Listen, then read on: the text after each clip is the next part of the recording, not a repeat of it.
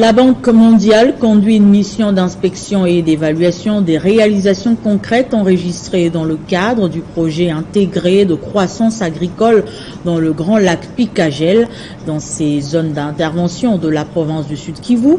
Après la visite de terrain, ils ont rencontré le gouverneur Théo Ngwabije Kassi, des échanges qui ont tourné autour des projets d'intérêt communautaire.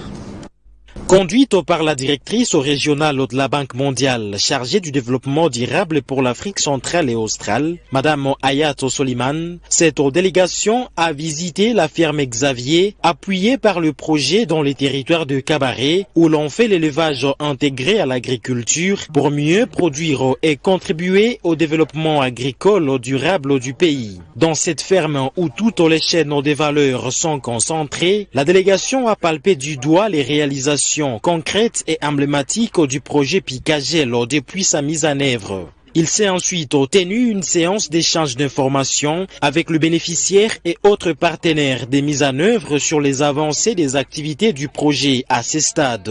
Assez important de continuer, voir tout ce qui est intégration de cette chaîne de valeur, l'appui à tout ce qui est production, améliorée de production, de commercialisation. Les moments forts de cette visite étaient des témoignages de bénéficiaires couplés aux commentaires de la délégation de la Banque mondiale. Le projet nous a aidés dans la multiplication des semences, dans la transformation de la farine de la haute qualité, à mettre sur notre centre de récolte, notre entrepôt.